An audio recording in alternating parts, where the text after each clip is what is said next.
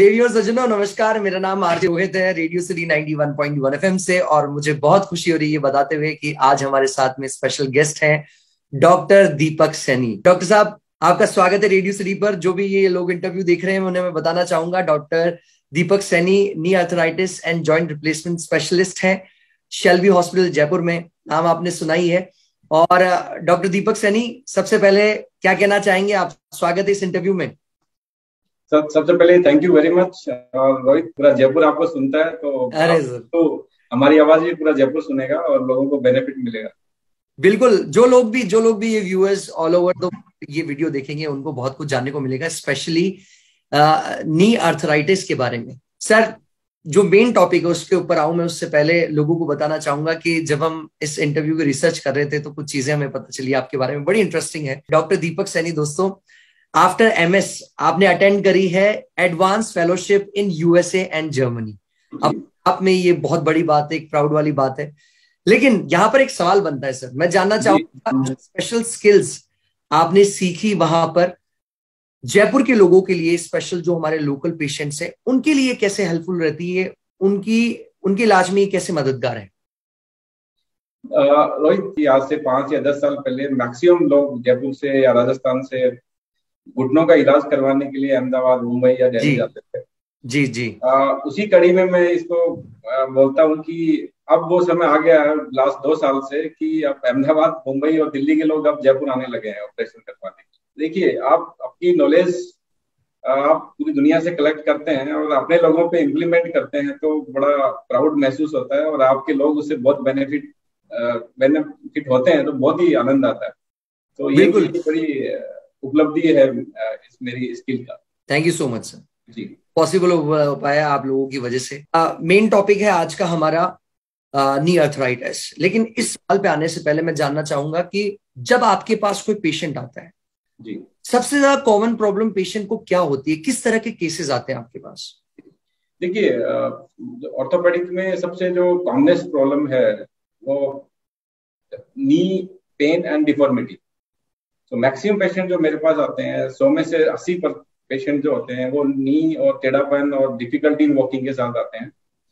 20% लोग जो आते हैं वो यंग एज के होते हैं, जिनको किसी को बैकएक होता है, किसी को नी में स्प्रेन हुआ, किसी को एंकल में स्प्रेन हुआ, किसी को गिर गया, कोई एक्सीडेंट आया। लेकिन as a being a knee replacement surgeon और नी सर्जन, मेरे पास मैक्सिमम पेशेंट नी दर्द के साथ और उसकी डिफॉर्मिटी के साथ और डिफिकल्टी इन वॉकिंग के साथ आते हैं। जी, यहाँ पर एक अर्थराइटिस की प्रॉब्लम सुनने में आती है लोगों में। मैं जानना चाहूंगा अर्थराइटिस क्या है और एट द सेम टाइम ये अपने इंडिया में कितना कॉमन है सर? जी, देखिए, आर्थराइटिस जोड़ों का घिसने को आर्थराइटिस बोलते हैं। ठीक है। जी तो इसका जो सबसे मुख्य कारण है वो डीजेनरेटिव ऑस्टियोआर्थराइटिस है। मैं आपके एक छोटे से मॉडल के थ्रू आपको ये चीज समझाना चाहूंगा। प्लीज। ये हमारा एक सामान्य घुटना होता है, नॉर्मल घुटना। आप अंदर से देखेंगे कि कार्टिलेज है, ये बिल्कुल स्मूथ हम्म। वाइट है। जी हमारा नेचुरल घुटना ऐसा ही होता है। ठीक है। जी। लेकिन जैसे जैसे एज बढ़ती जाती है, हर चीज का वेर एंड टेयर होता है। जैसे हमारे बिल्कुल। बाल बिखरे होते हैं, आंख में मोती आता है, स्किन पे झुर्रियां आती हैं, ऐसे ही घुटना भी घिसना स्टार्ट हो जाता है। जी इस घिसने के प्रोसेस को आर्थराइटिस बोलते हैं। तो जी जैसे बीच की स्टेज में आता है तो इस तरह से ये आप स्पॉट देख रहे हैं, जी। कार्टिलेज निकल गया है। हल्के हल्के स्पॉट है। ये स्पॉट यहाँ से कार्टिलेज निकला है। कार्टिलेज जैसे दीवार से चूना झड़ जाता है, ऐसे कार्टिलेज झड़ जाता है तो ये बोन एक्सपोज होने लग जाती है। अब ये जी बोन जी जी, जो एक्सपोज बिल्कुल। हो रही है ये पेनफुल हो जाती है। यहाँ ओहो। पेशेंट को दर्द स्टार्ट होना, चलने में दिक्कत आना, जोड़ों में स्टिफनेस आना, ये स्टार्ट हो जाता है। जी फिर थोड़ा सा और एडवांस स्टेज की तरफ जाते हैं तो ये पूरा ही कार्टिलेज उतर गया, आप देख रहे हैं जो। जी जी जी जी और यहाँ पे बोन लॉस स्टार्ट हो जाता है। इसमें जी। पाँव में टेढ़ापन आना, आप देखा होगा बुजुर्ग लोग बहुत टेढ़े चलते हैं, पाँव बिल्कुल बिल्कुल। टेढ़े मेढ़े हो जाते हैं। जी ये एडवांस स्टेज आर्थराइटिस बोलते हैं। तो ये बहुत ही कॉमन है और आप हिंदुस्तान, इंडिया के अंदर पूरे वर्ल्ड के सबसे ज्यादा पेशेंट हैं नी आर्थराइटिस। ओहो। जो सबसे मुख्य कारण है हमारा जेनेटिक्स, उसको तो खैर हम चेंज नहीं कर सकते। इसके अलावा जी जो कारण है, जैसे आम हिंदुस्तानी, इवन आपने देखा होगा नीचे बैठते हैं, इंडियन टॉयलेट का प्रयोग करते हैं, जूते चप्पलों का हम बहुत ही मतलब बहुत ही कम लोगों को नॉलेज है कि कैसे जूते पहनने चाहिए। हम्म। आजकल बीएमआई जो बॉडी मास इंडेक्स है, मोटापा बहुत बढ़ता जा रहा है, एक सबसे मुख्य कारण है, स्पेशली हमारी माताएं बहनों के अंदर जो सारा दिन हम्म। रसोई में लगी रहती हैं और अपना एक्सरसाइज नियमित नहीं कर पाती। इस वजह से इंडिया में जो आर्थराइटिस है, आपको एक बताऊं, इसका एक सर्वे हुआ था, उसमें एक टोटल नंबर, लमसम एक नंबर निकल के आया था, करीब करीब 150 मिलियन माय गॉड लोग हैं जो नी की प्रॉब्लम से ग्रसित हैं। ठीक है, आउट ऑफ 150 मिलियन पीपल, इसमें 40 मिलियन, करीब करीब 4 करोड़ लोग ऐसे हैं जो एडवांस स्टेज में पहुंच चुके हैं, जिनको नी रिप्लेसमेंट की आवश्यकता है। एक बहुत बड़ा नंबर है सर, एक ह्यूज पॉपुलेशन है जिनको नी की प्रॉब्लम है, और ये हमारी कंट्री के ऊपर एक सोशल बर्डन है। लोग डिसेबल्ड हैं, लोग चल नहीं पा रहे हैं, तो एक तरह का एक देश की आबादी, अगर एक पर्टिकुलर आबादी इतने नंबर के साथ अगर डिसेबल्ड है, तो एक तरह का बर्डन है सर, पॉइंट है। तो इसी बर्डन को रिड्यूस, जैसे मैंने पहले भी एक मैसेज दिया था कि डिसेबिलिटी मुक्त भारत बनाना ही पड़ेगा, हमें एक हेल्दी कंट्री बनाना है, तो उसमें हमारे बुजुर्ग लोगों का घुटना सही होना भी अति आवश्यक है। इसके लिए हमें बहुत सारा इंफ्रास्ट्रक्चर चाहिए, हम जैसे स्किल के लाखों डॉक्टर चाहिए, तब जाके ये नंबर ओवरकम होगा, डिसेबिलिटी मुक्त होगा। जी, आई होप वो दिन जल्दी आएगा। और यहाँ पर एक क्वेश्चन जो मेरा बहुत इंपॉर्टेंट है वो ये कि क्या सिर्फ बुजुर्ग लोगों में ही नी आर्थराइटिस का प्रॉब्लम होता है, या ये मैंने बोला नहीं, ये डी जनरेशन है, जैसे जैसे एज बढ़ती जाती है ये आर्थराइटिस स्टार्ट हो जाता है। ऐसा नहीं कि बुजुर्ग लोगों में ही होता है, आजकल बहुत कम यंग एज में 40-50 में भी लोग आने लगे हैं जी। और कुछ बीमारियां होती हैं जैसे रोमेटॉइड आर्थराइटिस, जिसका गठिया रोग जिसको बोलते हैं, या रोमेटॉइड एंकाइलोसिंग स्पॉन्डिलाइटिस, कुछ ऐसी, और ट्रॉमा, किसी को बचपन में एक्सीडेंट हो जाता है, घुटने के अंदर से झिल्लियां टूट जाती हैं, ऐसे लोगों में अर्ली एज में भी आर्थराइटिस डेवलप हो जाता है। जी, मान लीजिए मैं एक आम इंसान हूं और मुझे नी में पेन होता है, प्रॉब्लम है जी, मुझे कैसे पता चलेगा कि मुझे आर्थराइटिस की प्रॉब्लम है, या जो मुझे प्रॉब्लम है किसी और वजह से है? जी देखिए, घुटने में आर्थराइटिस का जो सबसे पहला जो सिम्टम होता है वो होता है दर्द और स्टिफनेस। आप बैठ के उठेंगे तो आपको स्टिफनेस फील होगी, ये आर्थराइटिस का अर्ली साइन है। जी। इसके अलावा भी बहुत सारे कारण होते हैं नी में पेन के, अगर इसमें डिटेल में जाएंगे तो बहुत लंबा डिस्कशन है। आजकल कोरोना के बाद, कोरोना पेंडेमिक के बाद एक नई बीमारी का, जो पहले भी थी लेकिन उसका नंबर बहुत बढ़ गया है, जिसको बोलते हैं एवास्कुलर नेक्रोसिस ऑफ हिप। क्योंकि कोरोना के जो पेशेंट थे, सिक पेशेंट थे, स्पेशली यंग पॉपुलेशन ज्यादा अफेक्ट हुई थी सेकंड वेव में, तो स्टेरॉइड का यूज बहुत ज्यादा हुआ था, एंड स्टेरॉइड लाइफ सेविंग था उस टाइम। लेकिन स्टेरॉइड का एक सबसे बड़ा साइड इफेक्ट है कि हिप लोगों के खराब होने लगे हैं अभी। तो हिप का जो आरंभिक अवस्था का जो दर्द होता है वो घुटने के अंदर फील होता है। तो मैं आपके माध्यम से एक मैसेज भी देना चाहता हूँ कि अगर यंग पेशेंट हैं जिनको पिछले दोनों पेंडेमिक के अंदर अगर कोरोना हुआ है, उन्होंने प्रॉपर इलाज लिया है, जिनको इंजेक्शन भी लगे हैं, स्टेरॉइड भी लगा होगा, ऐसे लोगों को अगर नी में पेन स्टार्ट हुआ है तो हो सकता है उनका हिप खराब हुआ, एक रेफर्ड पेन होता है। तो अपने डॉक्टर्स के पास जाएं, प्रॉपर उसको इन्वेस्टिगेट करें, जैसे एमआरआई से हिप के एवियन का पता लग जाता है। रही बात नी की, जैसे आपने पूछा कि नी में अगर पेन होता है तो कैसे पता लगाया जाए, तो नी के लिए एमआरआई की जरूरत नहीं पड़ती सर। नी में सिंपल एक एक्सरे होता है, वेट बेरिंग एक्सरे बोलते हैं, खड़े होकर आपके वजन के साथ वो एक्सरे करें, उसमें ऑटोमेटिक पता लग जाता है कि आपका गैप कितना कम हुआ है, आपकी कार्टिलेज कितनी घिसी है। तो आपको 5-10 हजार का टेस्ट कराने की जरूरत नहीं है, 500 रुपए के एक्सरे से आपका बीमारी का पता लग जाएगा। ठीक। नी आर्थराइटिस के ट्रीटमेंट के ऑप्शंस क्या क्या होते हैं? देखिए, जैसे मैंने बताया कि अगर अर्ली और मॉडरेट स्टेज ऑस्टियोआर्थराइटिस है, जैसे ये नॉर्मल नहीं है, ये मॉडरेट आर्थराइटिस, यहाँ तक हम लोग मेडिसिन से, एक्सरसाइज से और डूज एंड डोंट्स, प्रेज इसको बोलते हैं, उनसे बचा जा सकता है, इसको स्टैग्नेंट किया जा सकता है। जी, ठीक है। तो आजकल जैसे बहुत सेफ एनाल्जेसिक पेन किलर आ गए हैं, वो आप दे सकते हैं। एक्सरसाइज, कुछ नियमित एक्सरसाइज होती है, स्टैटिक क्वाड्रिसेप्स हुआ, कुछ हाइड्रोथेरेपीज हुई, कुछ फिजियोथेरेपी, ये करके इस स्टेज तक रुका जा सकता है।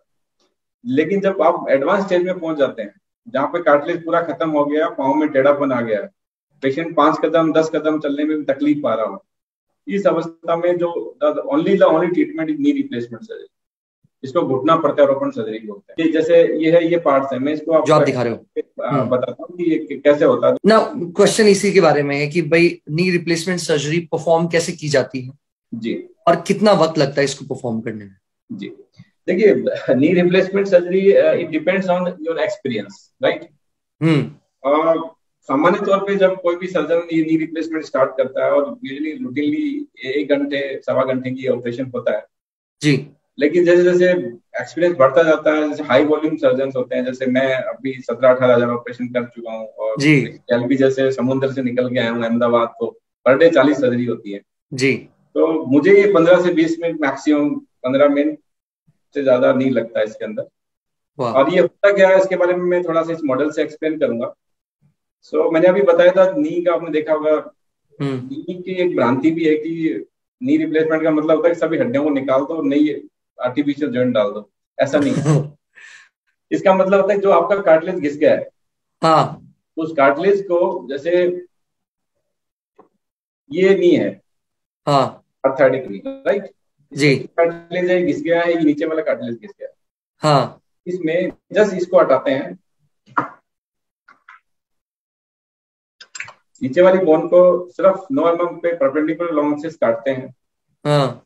जो साइज है वो साइज को मेजर करते हैं, हर साइज के घुटने अवेलेबल होते ओके। हैं। ऊपर वाली बोन है, उसको एक पर्टिकुलर एंगल पे काटा जाता है, साइज नाप के, हर तरह की जिग्स होती है उनसे इनको शेप दिया जाता है। ओके। ठीक है, अब देख रहे हैं हेक्सागोनल शेप। फिर हाँ हाँ हाँ। ट्रायल इम्प्लांट आते हैं, पहले ट्रायल हाँ। इम्प्लांट डाला जाता है,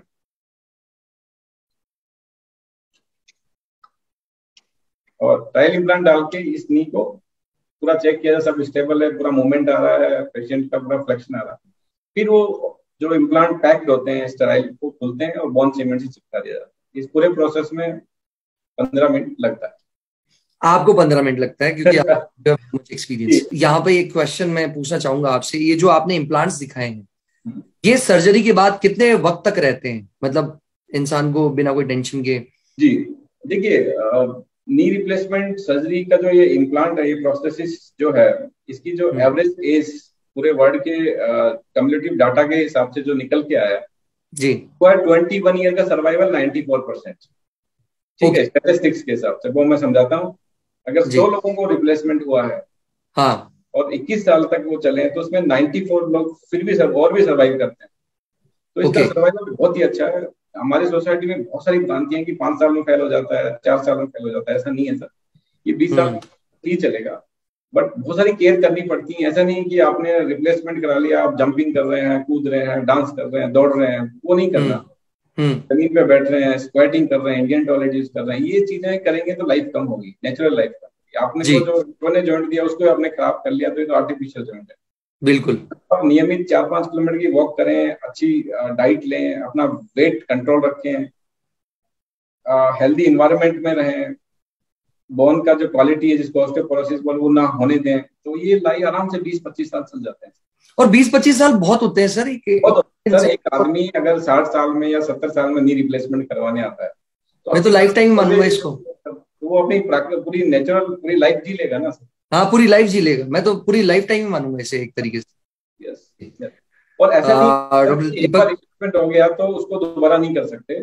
अभी इसका ट्रेंड चालू हुआ है। मैं रीजन सर्जरी में भी, मैंने जो मेरा यूएस का जो फेलोशिप हुआ था टेम्पा, जी जी, TGS Tampa general hospital, doctor Alfred ट्राय के साथ जी, मैंने रीजन सर्जरी 2014 में सीखी, और उसके बाद मैं करीब 500 से 600 रीजन सर्जरी कर चुका हूँ। जो किसी का 10 साल पहले, या किसी का 15 साल या 20 साल में किसी कारणवश नी खराब हो गया रिप्लेसमेंट के बाद, जी जी जी, वापस ठीक कर सकते हैं, वापस 15 साल की लाइफ, 20 साल की लाइफ। वंडरफुल सर, क्या ये जान के बहुत अच्छा लगा। एक जो सवाल बड़ा सिंपल सा है लेकिन बहुत इंपॉर्टेंट है पूछना, आफ्टर सर्जरी मुझे आप ये बताइए कि पेशेंट्स नॉर्मल एक्टिविटीज परफॉर्म कर सकते हैं क्या? पुरानी नॉर्मल लाइफ, अपनों के साथ घूमना, जैसे आपने कहा गार्डन में वॉक करना। आफ्टर 15 डेज मैं सभी पेशेंट्स को, जो एक नी रिप्लेसमेंट किया हो चाहे दोनों किया हो, वो 1 किलोमीटर 2 किलोमीटर घूमना स्टार्ट कर देते हैं। जो फीमेल्स आती हैं, माताएं बहनें आती हैं, वो अपना किचन का काम करना स्टार्ट कर देती हैं। हर हफ्ते हम आधा किलोमीटर बढ़ाते जाते हैं। 6 हफ्ते के अराउंड जो लोग ड्राइव करना चाहते हैं, गाड़ी चलाना, 2 व्हीलर चलाना, ये सब चलाना स्टार्ट कर देते हैं। और 3 महीने आते आते मेरे सारे पेशेंट 4 से 5 किलोमीटर की वॉकिंग, सारे काम जो अपना बिजनेस करते हैं, जो भी इनका अपना प्रोफेशन है, वो सब रिज्यूम कर लेते हैं। क्या बात है, इससे बढ़िया चीज क्या हो सकती है? End of this discussion, doctor Deepak Saini, कोई कंक्लूजन है इस इंटरव्यू के बारे में, कोई मैसेज जो अभी भी आप शेयर करना चाहें प्लीज। बिल्कुल। सबसे इम्पोर्टेंट मैसेज तो मैं आम जनता को यही देना चाहूंगा कि अगर आप आपके आसपास जितने भी लोग हैं जो बहुत ही डिसेबल्ड हो चुके हैं बिकॉज ऑफ नी और हिप आर्थराइटिस की वजह से, जो लोग ऑलमोस्ट अपने लोगों के ऊपर डिपेंड हो चुके हैं, ऐसे लोगों को आप प्रॉपर जगह लेके आइए, प्रॉपर उनका डायग्नोसिस करवाइए, उनका इलाज कराइए। इस एरा के अंदर इंडिया में हम जैसे लोग बैठे हुए हैं, we are doing the highest treatment in orthopaedic field. इससे बढ़िया इलाज नहीं मिल सकता और आपकी लाइफ इतनी इजी हो जाएगी कि आप सपोज आप यंग एज में थे, जैसे कि आप 6 किलोमीटर चलते थे, आप सारी एक्टिविटी करते थे, आप स्विमिंग करते थे, आप माउंटेनिंग करते थे, ये सब कर सकते हैं और आप एक हेल्दी लाइफ जी सकते हैं और अपने परिवार की मदद कर सकते हैं। बिल्कुल। Doctor Deepak, thank you so much हमें ज्वाइन करने के लिए, ये वैल्यूएबल इन्फॉर्मेशन जो है वो शेयर करने के लिए, एंड लोगों को जो नी पेन से गुजर रहे हैं, नी आर्थराइटिस के बारे में समझाने के लिए। आई एम श्योर उनके जीवन में जल्द बेहतरीन बदलाव हो। मैं आपको बहुत बहुत धन्यवाद कहूंगा sir. Thank you so much हमें ज्वाइन करने के लिए। Thank you.